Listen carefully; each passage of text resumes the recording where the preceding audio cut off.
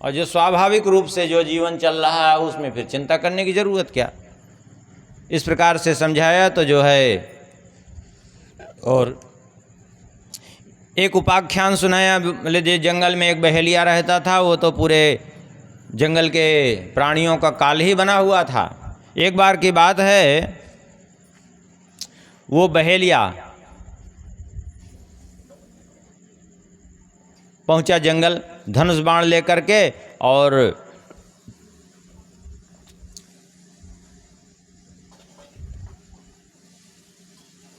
उस बहेलिया ने जो है जाल फैला दिया और उसमें बच्चे फंस गए पक्षी के। जब पक्षी के बच्चे फंस गए तो उसमें जो है जो मादा पक्षी थी वो जाल में कूद पड़ी जानबूझ करके। अब जो नर पक्षी था वो रुदन करने लगा, हाय हाय अब मैं क्या करूं, ये सब मेरे परिवार वाले मर रहे हैं, मेरे बच्चे मर रहे हैं, मेरी पत्नी मर रही है।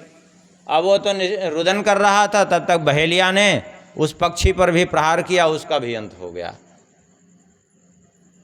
ये चरित्र सुना करके कहा बालक रूपी यमराज ने कि तुम रुदन कर रही हो कि ये हाय हाय ये मर गया, लेकिन तुम ये भूल रही हो कि जैसे वो पक्षी पर भी बहेलिया ने प्रहार किया उसका भी अंत है, ऐसे काल तुम्हारे ऊपर भी प्रहार करेगा, तुम्हारा भी अंत निश्चित है। तो फिर रोने धोने की ज़रूरत क्या। इस प्रकार से समझाया। अच्छा, हिरण्यकशिपु ने सबको समझा करके सबको तो शांत कर दिया, लेकिन स्वयं नहीं समझा। क्यों? क्योंकि पर उपदेश कुशल बहु तेरे, जे आचरहि ते नर न घनेरे। दूसरे को उपदेश देना अलग बात है, जीवन में उतारना अलग बात है। उपदेश देना सहज है। अब एक बात समझ लीजिए, जीवन में जब तक आचरण में न हो तब तक उपदेश व्यर्थ हो जाता है।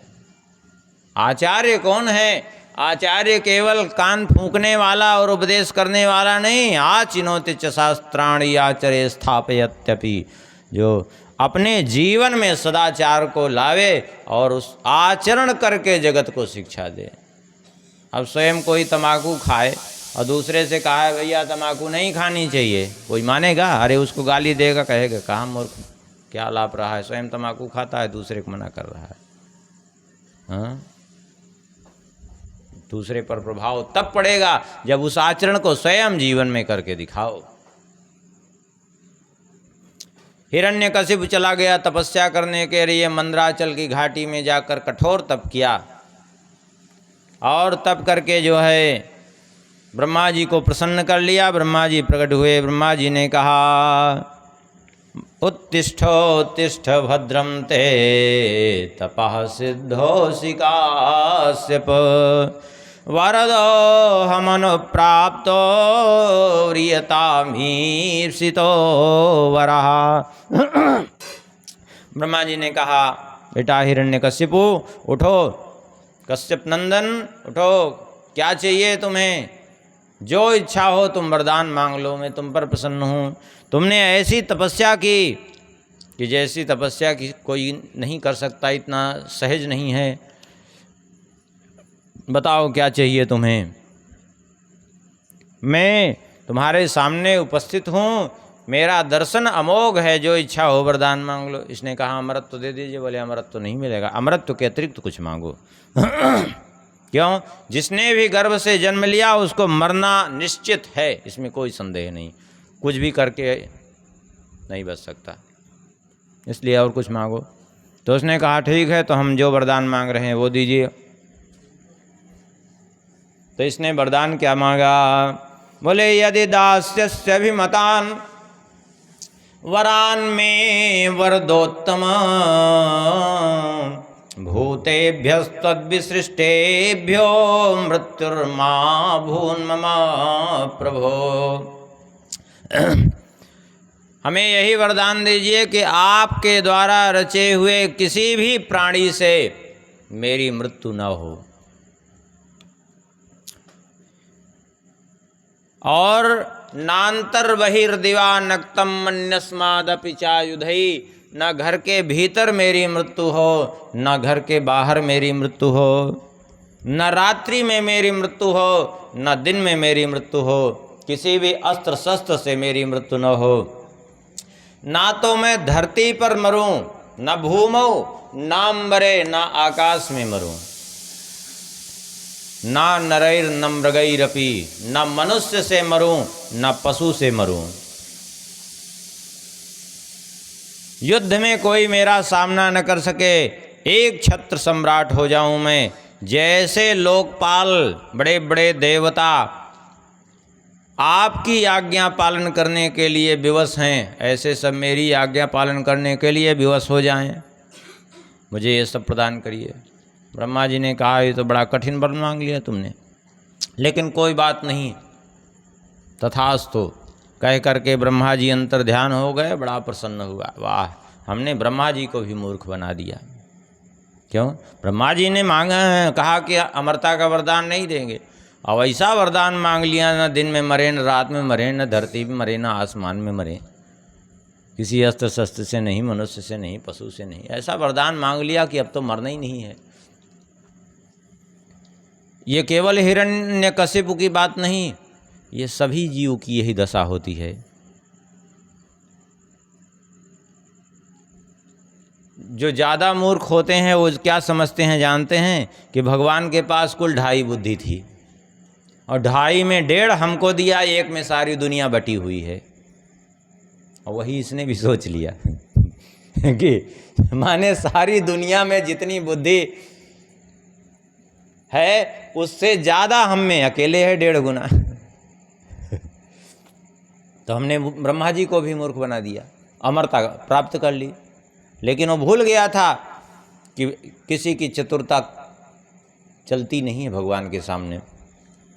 परिणाम यह हुआ कि इसने ऐसा वरदान प्राप्त करके सबको अपने अधीन कर लिया।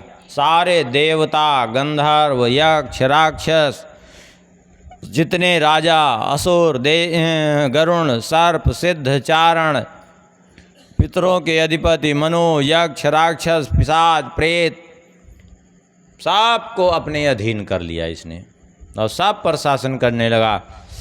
स्वयं ही इंद्र का काम कर लेता, स्वयं ही वरुण का काम कर लेता, स्वयं ही सारे देवताओं का कार्य भी करने लगा। यज्ञ होते तो यज्ञ का भाग भी स्वयं ही ग्रहण कर लेता।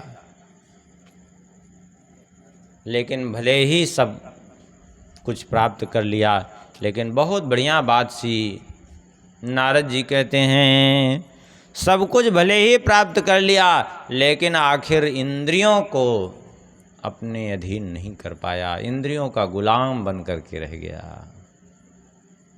एक बात समझ लीजिए, जब तक इंद्रियों को अपने अधीन नहीं किया, सबको अधीन करना व्यर्थ है। जिसने अब समस्त इंद्रियों को अपने अधीन कर लिया, इंद्रियों को साध लिया, फिर उसके लिए जो है किसी को जीतने की जरूरत ही नहीं है, सब अपने आप उसके अधीन हो गया।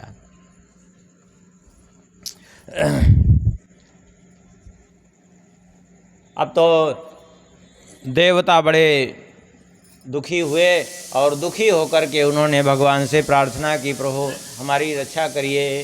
तो आकाशवाणी हुई, आकाशवाणी के माध्यम से भगवान ने कहा, चिंता मत करो, ये भी मरेगा। कैसे मरेगा प्रभु? भगवान ने कहा, यदा देवेषु वेदेषु गोषु विप्रेषु साधुषु धर्मे मयि च विद्वेषः सवा आसु विनाश्यति। जो देवता, वेद, गाय और ब्राह्मण, साधु, धर्म और भगवान, इन 7 से जो भी द्रोह करता है वो चाहे जितना भी समर्थ हो, उसके विनाश में समय नहीं लगता, वो शीघ्र नष्ट हो जाता है। इसलिए इन 7 से कभी द्रोह नहीं करना चाहिए। देवता, कभी इनसे द्रोह नहीं करना चाहिए, नष्ट हो जाएगा। वेद का भी कभी विरोध नहीं करना चाहिए।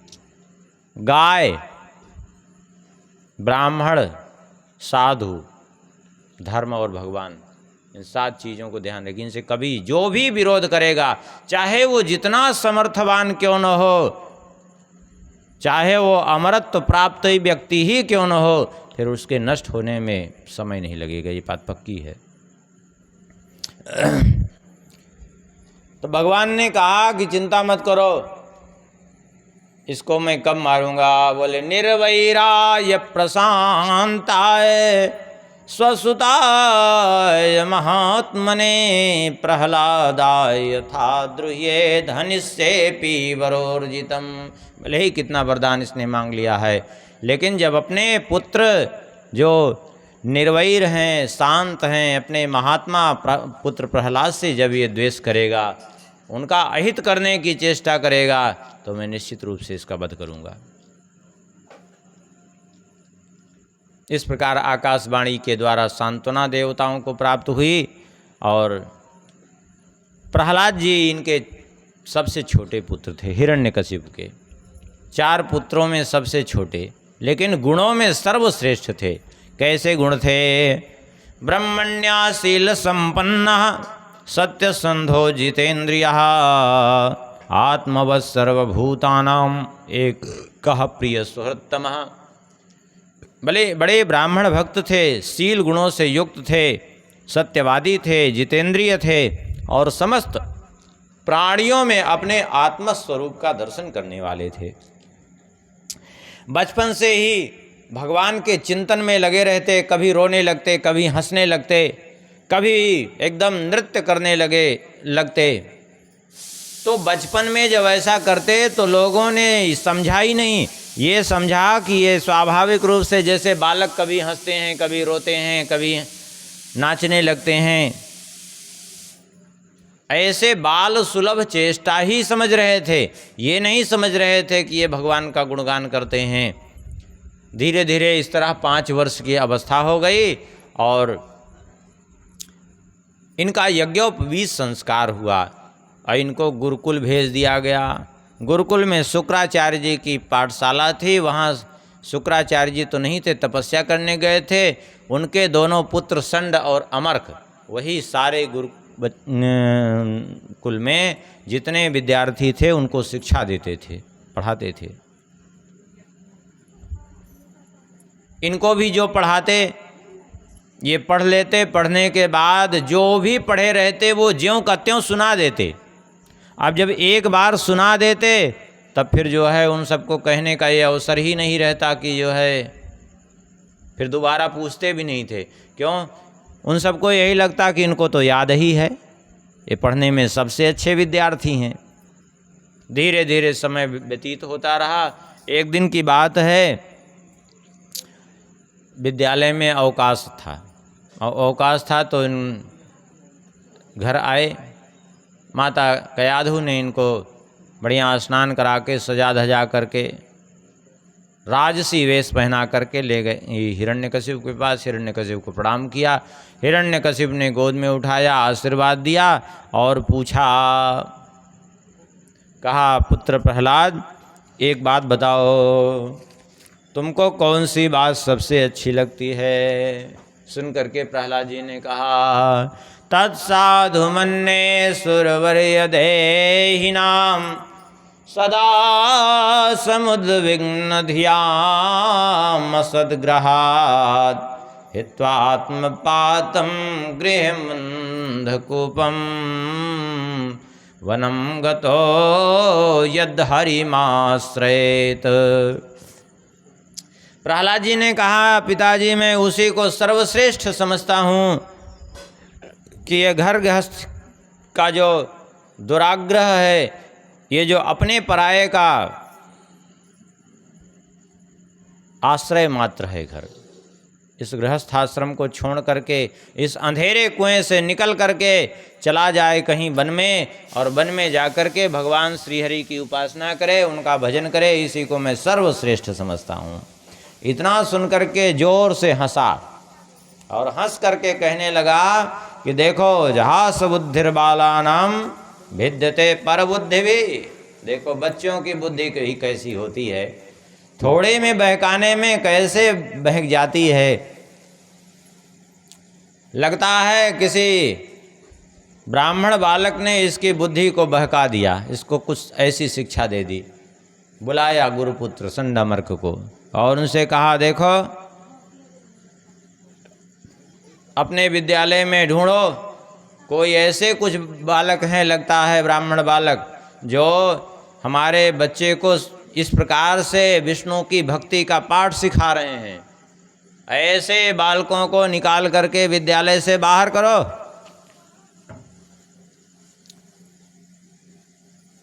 उन्होंने कहा ठीक है। अब संड अमर्क गए, साहब की अच्छे से जांच पड़ताल की, लेकिन वैसा विद्यार्थी कोई मिला ही नहीं। तो इन्हीं से पूछा, बेटा प्रहलाद, वत्स प्रहलाद भद्रम ते सत्यम कथय मामृषा। बेटा प्रहलाद सत्य सत्य बताओ, झूठ मत बोलना। बालानति कुतस्तुभ्यम एस बुद्धिर विपर्ययः। और तो किसी की बुद्धि नहीं बिगड़ी, ये तुम्हारी बुद्धि कैसे बिगड़ गई? और तो किसी की बुद्धि नहीं बिगड़ी। प्रहलाद जी ने कहा, बुद्धि बिगड़ गई? बोले हाँ। अरे भगवान विष्णु में तुम्हारी बुद्धि कैसे लग गई? इसलिए मैं कह रहा हूँ बुद्धि तुम्हारी बिगड़ गई है। प्रहलाद जी ने कहा, हद हो गई।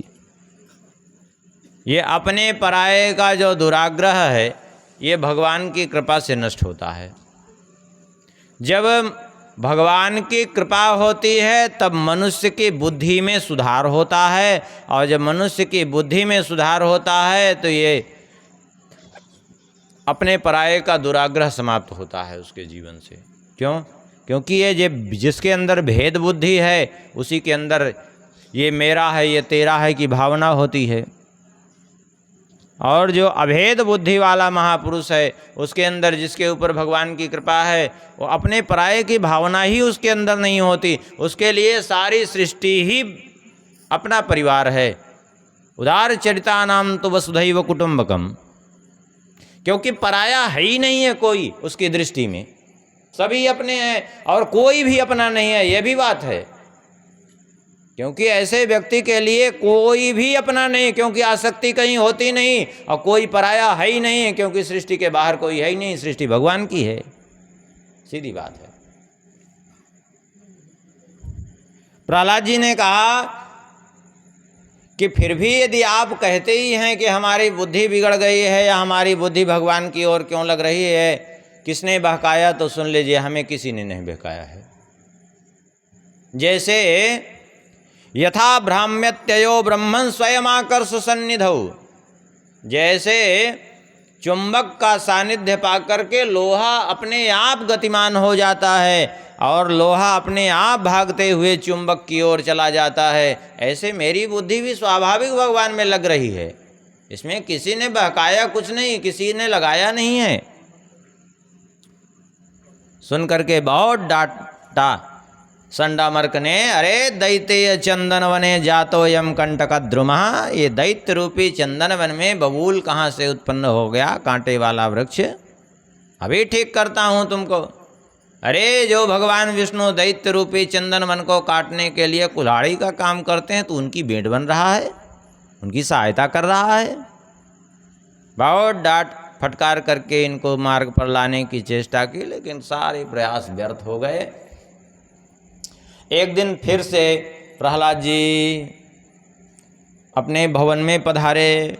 जब अपने भवन में पधारे, जाकर के पिताजी को प्रणाम किया। पहले भी हफ्ते में एक दिन विद्यालय में छुट्टी रहती थी, लेकिन कब? बोले प्रतिपदा और अष्टमी को। अब वो शास्त्रीय विधि से छुट्टी। जैसे प्रतिपदा क्यों? बोले प्रतिपद पाठशीलस्तु विद्येव तनुताम गता। प्रतिपदा को पढ़ने से विद्या क्षीण होती है। अब ये रविवार कहाँ से चल गया? ये रविवार तो इसलिए चल गया कि वो चर्च वालों का दिन था, अंग्रेजों का जमाना आया। अब अंग्रेज चले गए, लेकिन बुद्धि अपनी छोड़ गए। वही बुद्धि से आज भी लोग चल रहे हैं, क्योंकि मानसिक रूप से अभी भी लोग अंग्रेजों के गुलाम हैं। सत्य ही है, इसको स्वीकार करिए या ना करिए, लेकिन मानसिक रूप से अभी भी अंग्रेजों के गुलाम हैं। सारी क्रियाकलाप वही उन्हीं की जो है कुसंस्कृति को अपनाने में पूरी तरह से तत्पर हैं, और अपनी संस्कृति का उपहास करते हैं लोग, अपनी सभ्यता का उपहास लोग कर रहे हैं, यहीं के लोग।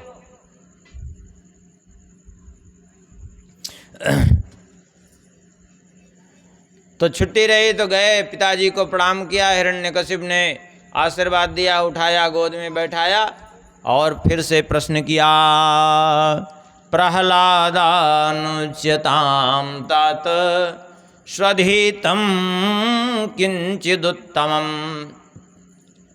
काले नैतावतायुष्मन् यदशिक्षत गुरोर्भवान। बेटा प्रहलाद, इतने दिनों से तुम विद्यालय में शिक्षा ले रहे हो, गुरुकुल में शिक्षा ले रहे हो, तुमने अब तक क्या सीखा?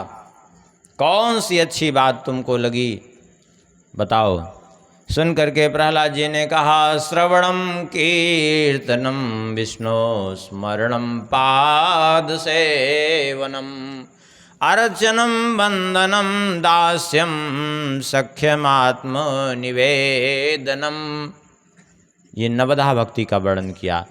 भगवान की कथा श्रवण करे, उनका कीर्तन करे, उनका स्मरण करे, उनके चरणों की सेवा करे, उनकी अर्चना करे, उनकी वंदना करे, सख्य भाव से उनकी उपासना करे और आत्मसमर्पण भाव से पूर्ण रूप से उन पर समर्पित होकर के उनकी सेवा करे। ये 9 प्रकार की भक्ति। इसी को मैं सर्वश्रेष्ठ अध्ययन समझता हूँ। सुन करके हिरण्यकशिप क्रोध में आ गया और संड अमर्क वहीं थे दोनों। उन्हीं को डांट करके कहा, अरे ब्रह्मबंधो किमत्तत्ते विपक्षम श्रयता सता बालानति कुतस्तोभ्यम असारम ग्राहितो बालो मामनाधृत्य दुर्मते। अरे नीच ब्राह्मणों, अधम ब्राह्मणों, तुम लोगों ने मेरे पुत्र को एक ऐसी निस्तार शिक्षा दे डाली। लगता है तुम लोग शत्रु पक्ष के आश्रित हो गए हो, तभी मेरे पुत्र को ऐसी शिक्षा दे रहे हो। लेकिन तुम क्या समझे थे कि हमारी पोल नहीं खुलेगी? जैसे कोई पाप करता है तो वो पाप कुछ दिन बाद रोग के रूप में प्रकट होकर के उसके सारे रहस्य को खोल के रख देता है। ऐसे ही तुम्हारा भी भेद खुल गया है। कोई बड़ों से भेद अगर बता करके छुपाना चाहे तो एक बार छुपा सकता है, लेकिन बच्चों से कोई ऐसे रहस्य की बात करे तो कभी नहीं छुपती, क्योंकि बच्चे से स्वाभाविक रूप से मन के निर्मल होते हैं। जैसे एक व्यक्ति के घर में कोई व्यक्ति आया, अब वो जिस व्यक्ति के यहाँ आया था वो व्यक्ति उससे मिलना नहीं चाहता था। उसने अंदर से देख लिया कि अमुक व्यक्ति आया है द्वार पर, तो अपने बेटे से कहा कि जा कर के तुम कह दो कि पिताजी है ही नहीं घर पे। हाँ, अब वो बालक तो बालक ही ठहरा बेचारा। वो सीधा गया, खोला, बोले बेटा पिताजी कहाँ हैं? बोले पिताजी ने कहा है कि जा कर के कह दो पिताजी घर पे है ही नहीं है। क्यों? बालक तो बालक, उसको वो तो जैसा कहा बिल्कुल ज्यों कहते हैं जाके कह दिया, उसको क्या। हिरण्यकशिप ने कहा, तुम क्या समझे थे? तुमने जैसे बच्चे को समझाया वैसे ही शिक्षा इसने जो तुमने सिखाया था वही ये बोला। इसका मतलब तुमने यही सिखाया था। सुन करके उन गुरुपुत्रों ने कहा, न मत प्रणीतम न पर प्रणीतम सुतो वदते सतवेन्द्र सत्रो नैसर्गिकीयम मतिरस्य राजन यक्षमन्युम कददास्ममानः। कहा, हे इंद्र सत्रो, हे असुरेंद्र, सत्य तो ये है कि जो भी आपका पुत्र कह रहा है, न मत प्रणीतम न पर प्रणीतम, न मेरे द्वारा पढ़ाया गया है इसको, ये न मेरे द्वारा प्रेरित होकर के कह रहा है, न तो किसी अन्य के द्वारा प्रेरित होकर के। अरे बोले, जब तुमने नहीं पढ़ाया, किसी दूसरे ने नहीं पढ़ाया, तो कहाँ से पढ़ा? बोले नैसर्गिकीयम मतिरस्य राजन, किसी ने नहीं पढ़ाया, ये पढ़ाया पैदा हुआ है और इसको कोई नहीं पढ़ा सकता, किसी की सामर्थ्य नहीं पढ़ाने की, ये स्वयं पढ़ के पैदा हुआ है। हिरण्यकशिपु ने प्रहलाद जी से कहा, क्यों? नचेत गुरुमुखीयम ते कुतो भद्रा सती मति। अरे जब गुरुमुख से ये विद्या तुम्हें नहीं मिली, ये सारी शिक्षा नहीं मिली, तो तुम्हारी ये बुद्धि कैसे विपरीत हुई? प्रहलाद जी ने बहुत बढ़िया बात कही। मतिर्न कृष्णे परता स्वतो वा मिथो विपद्येत गृहव्रतानाम अदांत गौभिर्विशताम तमिश्रम पुनः पुनश्चरवित चर्मणानाम। प्रहलाद जी ने कहा, पिताजी सत्य तो यह है कि ये बुद्धि ना अपने से भगवान में लगती है, न किसी दूसरे के प्रेरित करने पर लगती है। अपने से यदि बुद्धि लगती तो चाहते तो बहुत लोग हैं, हम लोग चाहते हैं कि भगवान में हमारी बुद्धि लग जाए, लेकिन नहीं लग पा रही है। संसार में लगी है, जबरदस्ती लगी है। और यदि किसी के प्रेरित करने से लगती तो जितने उपदेशक हैं, जितने कथावाचक हैं, जितने महात्मा हैं, सब एक ही बात बार बार कह रहे हैं कि भैया संसार में कुछ भी नहीं रखा है, अपनी बुद्धि भगवान में लगाओ। लेकिन फिर भी नहीं लग रही है। तो ये बात तो सिद्ध हो गई, ना अपने से लगाने से लगती है, ना किसी दूसरे के बहकाने से लगती है। इसका मतलब क्या है? व्यर्थ है प्रयास? बोले नहीं। तो यदि कोई चाहता हो कि हमारी बुद्धि भगवान में लग जाए तो फिर कैसे लगेगी? बोले एकमात्र उपाय है। क्या? बोले नैषा मतिस्तावदुरुक्रमांघ्रिम स्पृशत्यनर्थापगमो यदर्थः महीयसां पादरजो विषेकं निष्किंचनानां नवृणीत यावत्। जब तक निष्किंचन महत्पुरुषों की चरण धूलि में स्नान नहीं कर लेंगे, तब तक ये मति भगवान में लगने वाली नहीं। पक्की बात समझ लीजिए। यही बात अभी पीछे प्रसंग में श्रवण किए। श्री जड़भरत जी ने कहा, बिना महत्पादरजो विषेकम, बिना महत्पुरुषों के चरण धूलि में स्नान किए नहीं होने वाला। यही बात प्रहलाद जी यहाँ कह रहे हैं। नैषा मतिस्तावदुरुक्रमांघ्रिम स्पृशत्यनर्थापगमो यदर्था महीयसाम पादरजोभिषेकम निष्किंचनानाम नवृणीत यावत्। जब तक निष्किंचन महत्पुरुषों की चरण रज में स्नान नहीं करोगे, तब तक ये मति भगवान में नहीं लगेगी, कुछ भी कर लो। और जब तक मति भगवान में नहीं लगेगी, तब तक ये जन्म मृत्यु परंपरा का नाश नहीं हो सकता, कुछ भी कर लो। बिना भगवान का भजन किए, बिना भगवान में अपने मन को लगावे, किसी भी तरह से ये जन्म मृत्यु परंपरा का नाश नहीं हो सकता। सेवक सेव्य भाव विन भव नतरिये उर्गारी भजिए राम पद पंकज या सिद्धांत विचारी। जब तक भगवान के प्रति निष्ठा प्रेम नहीं होगा, तब तक कुछ नहीं होने वाला। इतना सुनकर के हिरण्यकशिपु का तो क्रोध बढ़ गया। हिरण्यकशिपु ने कहा, अयम में भ्रातृहा सोयम हित्वा स्वान सुहृदो धमा। अरे जो मेरे भाई का हत्यारा है, उसी की ये उपासना कर रहा है, शत्रु की आराधना कर रहा है। अरे मार डालो इसको, ये मेरा पुत्र नहीं, ये शत्रु ही है, कह करके गोद से उठा के फेंक दिया भूमि पर। सिंहासन पे बैठा था, वहीं से फेंक दिया। आज्ञा दी दैत्यों को, मार डालो इसको। जैसे ही आज्ञा दी, जितने दैत्य थे सब लेकर के, कोई तलवार लिए हैं, कोई फरसा लिए हैं, कोई सूल से प्रहार कर रहे हैं। विधिवत सबने प्रहार किया इनके ऊपर, लेकिन फिर भी प्रहलाद जी को खरोंच तक नहीं आई। क्यों? क्योंकि परे ब्रह्मण्य निर्देशे भगवत्यखिलात्मनि युक्तात्मन्य फलायासन्न पुण्य से वसत्क्रिया। क्योंकि इनका मन पूर्ण रूप से भगवान में लगा था, और जब भगवान में जिसका मन लगा है, उसका कोई क्या बिगाड़ सकता है। सारे प्रयास सबके व्यर्थ हो गए। अब तो हिरण्यकशिपु और घबराया कि जितने प्रयास सब व्यर्थ हो गए, इसका मतलब कुछ न कुछ तो इसमें है विशेषता। लगता है जरूर इसकी रक्षा भगवान कर रहे हैं। तब तो जरूर इसको मारना चाहिए। ऐसा निश्चय करके उसने आज्ञा दी कि जिस भी विधि से मरे वही विधि अपनाओ। तो कितनी विधि अपनाई यहाँ सारा वर्णन कर दिया। दिग्गजैर्दंड सूकैश्चा अविचारावपात नई मायाभि सन्निरोधैश्च गर्दानैर्भोजनई। दिग्गजों के पैरों तले डलवाया। दिग्गज माने ये हाथी नहीं, इनको गज कहते हैं, और दिग्गज कहते हैं वो दिशाओं के हाथी को। वो 10,000 महामदमत्त हाथियों से भी अधिक उनमें बल होता है। ये 4 दिग्गज हैं, ऋषभ, वामन, पुष्कर और अपराजित। ये 4 दिग्गज हैं चारों दिशाओं में, जो दिशाओं को धारण किए हैं, जिसके कारण दिशाएं अव्यवस्थित नहीं होती।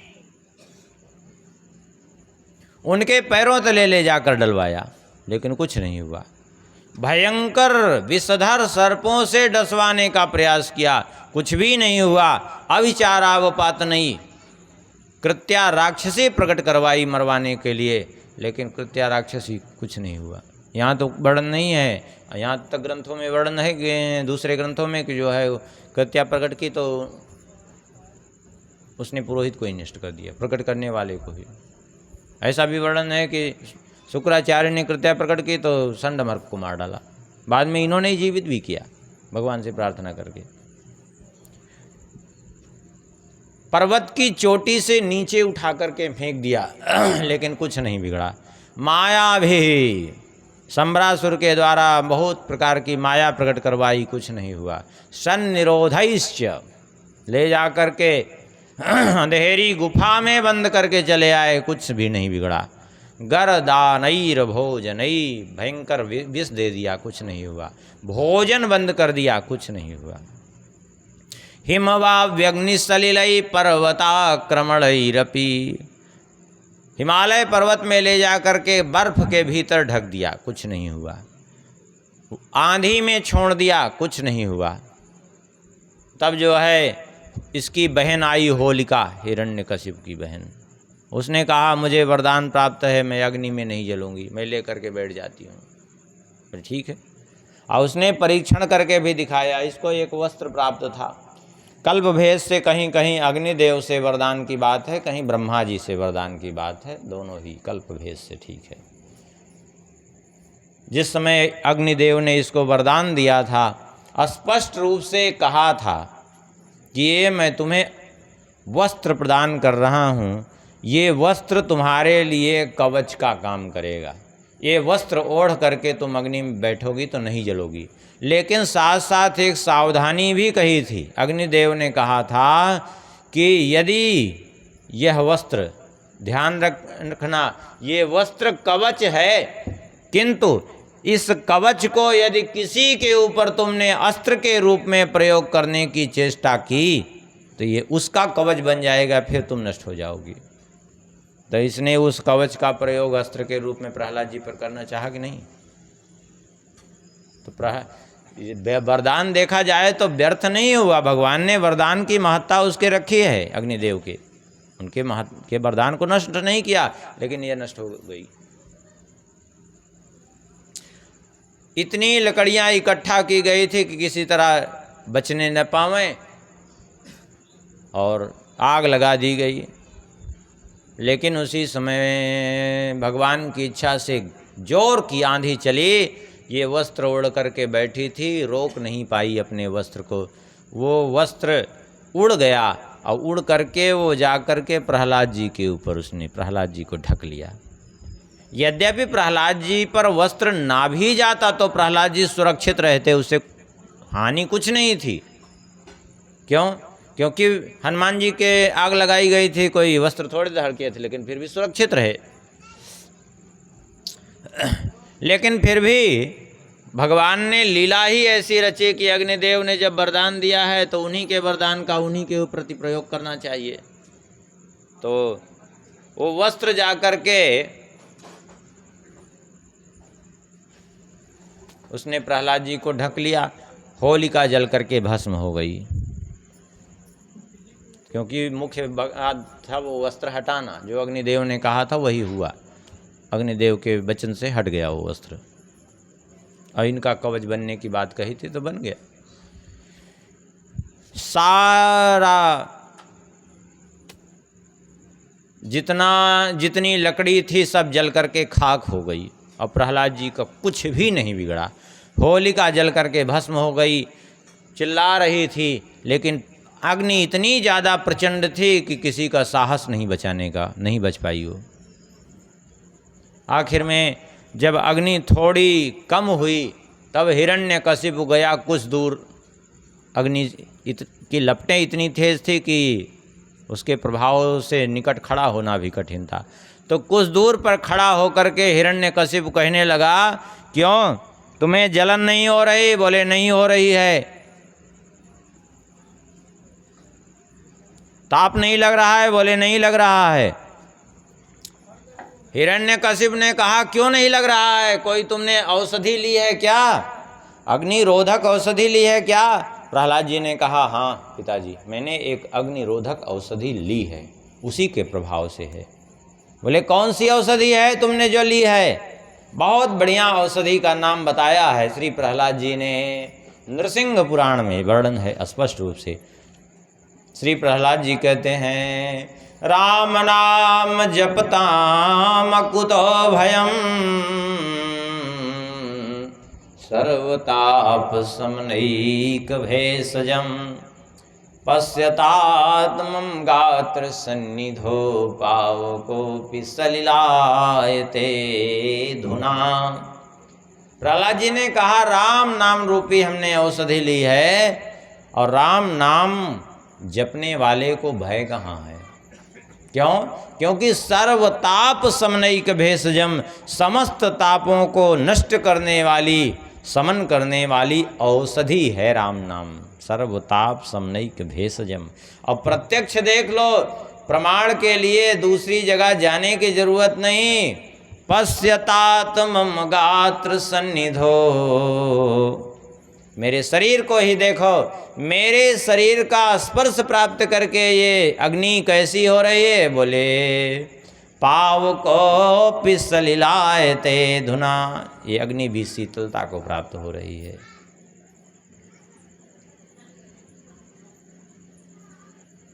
उसका वो भी प्रयास व्यर्थ हो गया।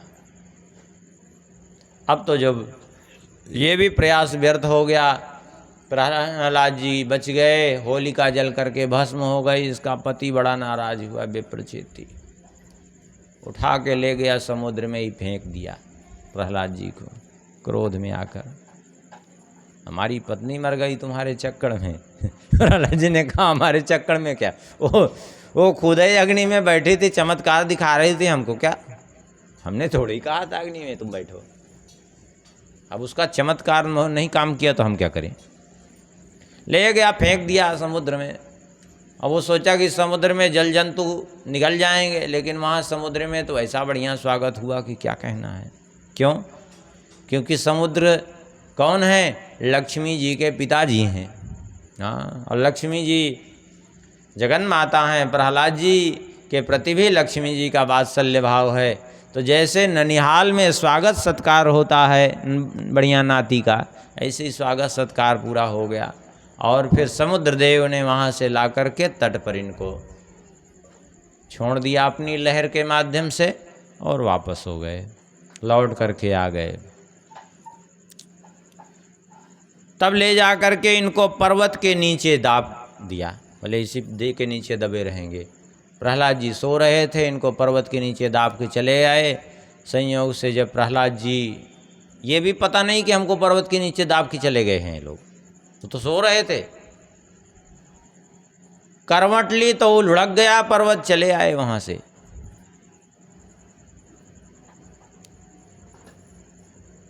पता ही नहीं चला इनको कुछ। आप कहेंगे कि ये बार बार प्रताड़ित करता था हिरण्यकशिपु, फिर लौट के वहीं क्यों चले आते थे? अरे जाके कहीं एकांत में भजन करते, क्यों लौट के अपने पिता के यहाँ चले आते थे? देखिए, पहली बात तो यह है कि सारी त्रिलोकी पर उसी का शासन था, जाते भी कहाँ। दूसरी बात यह है कि लौटकर इसलिए चले आते थे कि अपने पिताजी को दिखाना चाहते थे कि पिताजी देखो, आपने इतने वरदान मांग लिए लेकिन निर्भय नहीं हुई आप। क्यों? क्योंकि आपने दूसरे को अभयदान नहीं दिया, भगवान का भजन नहीं किया, आप निर्भय नहीं हुए। और देखो, मुझे कोई वरदान नहीं प्राप्त है, फिर भी मैं निर्भय हूँ, कुछ नहीं बिगड़ने वाला है।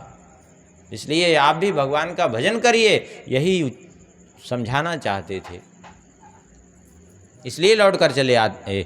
दूसरी बात यह है कि कभी परिस्थितियों से डरकर भागना नहीं चाहिए। ये शिक्षा दे रहे हैं प्रहलाद जी महाराज।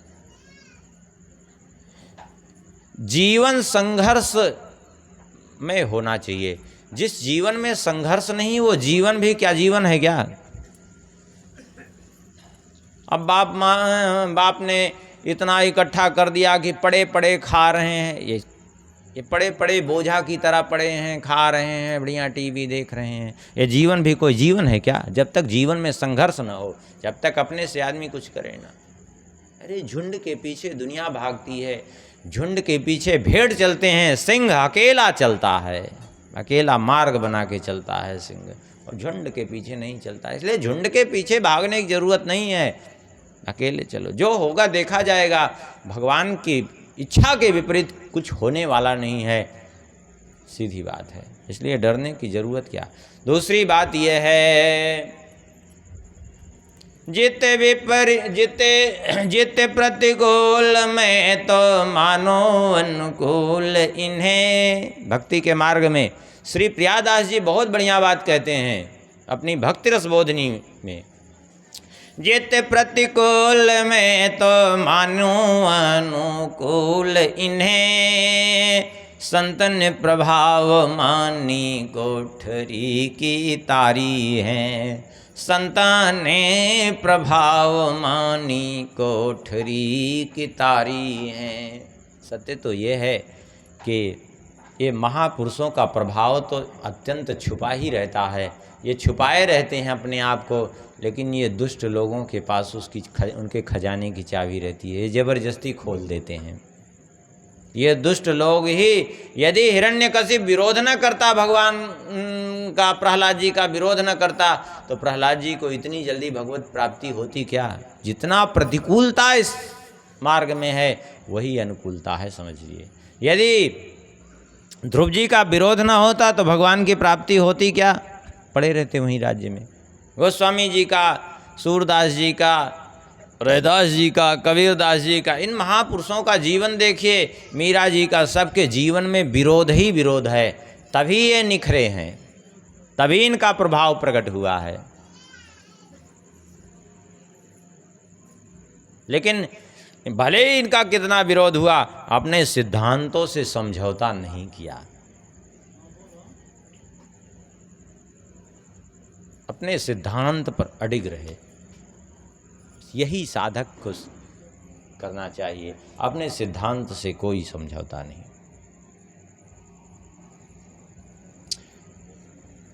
अब जब किसी भी प्रकार से इनका कुछ नहीं बिगड़ा तो संडमर्क ने फिर